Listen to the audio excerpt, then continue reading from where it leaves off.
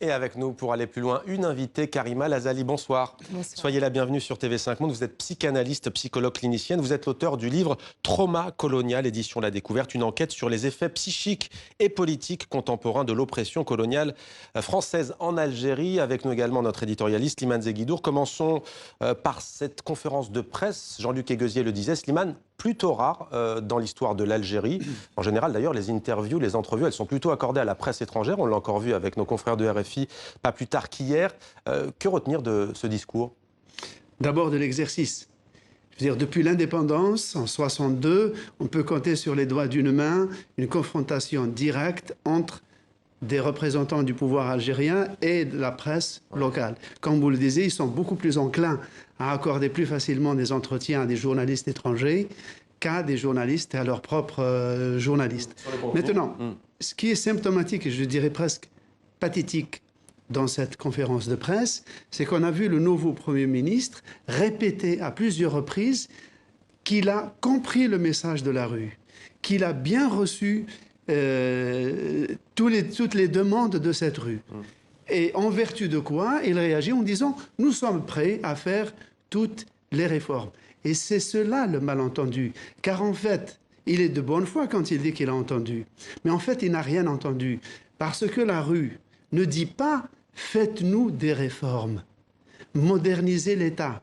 Elle leur dit « Partez, ça y est, c'est fini, partez, on veut construire l'État sans vous ». Si vous voulez, ils sont à peu près, si on veut prendre une image, ils sont comme un peu un locataire plus ou moins délicat dans un appartement à qui le propriétaire dit « Votre bail est fini, partez, rendez-moi les clés et partez ». Et le locataire qui répond « Mais non, attendez, je vais refaire la moquette ». On lui dit « Non, vous partez ». Il dit « Non, je peux refaire la peinture et l'électricité ». On est dans ce dialogue de sourds qui est tellement révélateur. Malika Lazari, que vous inspire ce que Slimane Zeguidour nous écrit comme un dialogue de sourds, Karima, pardon. Alors, ce qui est très intéressant dans ce que vous dites, c'est la question de l'occupation.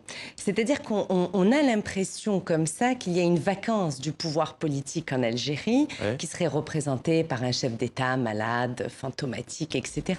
En revanche, il y a une saturation du lieu du pouvoir. Au contraire, c'est exactement l'inverse de la vacance, si ce n'est qu'on ne sait pas, on n'arrive pas à identifier quelles sont les véritables personnes qui décident. Mais ça fait partie de l'histoire du politique algérien depuis l'indépendance d'une façon majeure, mais probablement avant l'indépendance déjà. C'est inhérent au mouvement nationaliste, à savoir qu'il y a une espèce de brouillage, d'opacité, de brouillage, d'invisibilité, pour flouer la question de la responsabilité. Le qui décide, le qui élimine. Il y a eu des exécutions tout au long de l'histoire du politique algérien. Voilà. Donc, il y a une véritable occupation pleine du lieu du pouvoir. C'est exactement l'inverse de la vacance. Votre métaphore est très intéressante de l'occupation. Karima Lazali, le pouvoir qui semble faire la sourde oreille, ignore les demandes des manifestants. On parle en tout cas, quoi qu'il arrive, beaucoup de réveil du peuple algérien. Est-ce pour vous un sursaut ? Ah oui, oui, c'est un sursaut inédit, puisque à plus d'un titre.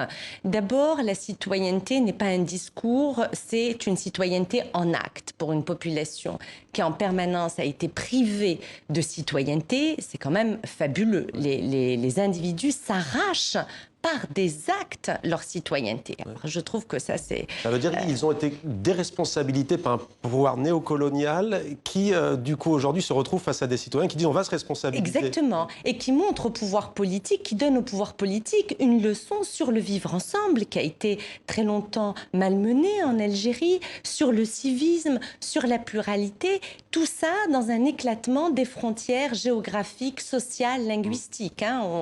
Les langues coexistent, les régions coexistent, les classes sociales coexistent. Quel est ce trauma colonial dont vous nous parlez dans votre livre et qui expliquerait aussi ce qu'on est en train de vivre aujourd'hui, ces événements historiques en Algérie? Oui. Alors, plusieurs choses. Pour repartir sur ce qu'on disait tout de suite avant, la question de la citoyenneté, c'est-à-dire l'absence de citoyenneté dans la colonie et Et à l'indépendance, la citoyenneté a été ce que Frantz Fanon appelle un titre vide, ce qui n'est pas sans rappeler la question du cadre vide qu'on voit pendant les manifestations. Donc cette absence de citoyenneté qui là cherche à être réparée collectivement, donc ça c'est un point extrêmement important. La question de l'offense sur plusieurs générations quand même, 132 ans d'occupation, l'offense qui s'est déclinée de plusieurs façons, au niveau du rapport aux langues, à la justice. C'est quoi la mélancolisation de la société algérienne? C'est ça justement? Alors la mélancolisation de la société algérienne, c'est la manière dont la société algérienne et les individus pris au un par un ont été depuis environ 2 siècles empêchés d'enterrer leurs morts. Dernièrement, durant la guerre civile, ce que j'appelle la guerre intérieure, par la loi de la concorde civile, la population n'a pas pu faire de travail de deuil, n'a pas pu enterrer. Nous sommes restés comme ça avec des disparus. La question de qui... Qu'est-ce qui s'est passé? Quelles sont les responsabilités? Donc, les individus sont envahis par des morts qui n'arrivent pas à mourir, sauf qu'il y a une longue histoire à cela, et que déjà les exactions, les crimes de masse pendant la colonisation, n'ont fait qu'être reconduits en pleine indépendance. Est-ce que c'est la fin du trauma colonial qui fait qu'aujourd'hui les jeunes générations disent ça suffit, basta de nous rabâcher la guerre d'indépendance face à la France, la décennie noire, le terrorisme, la guerre civile? C'est le début de la fin de ce trauma? Alors c'est très intéressant de le poser comme ça. La population semble en appeler à une désaliénation du lieu du pouvoir par la colonisation. C'est-à-dire que ce qu'il dit, c'est « barra oulet França », c'est-à-dire dehors les enfants de la France. C'est-à-dire que le pouvoir politique est identifié aux enfants de la France, dans un héritage extrêmement direct, où ils ont fait que reconduire.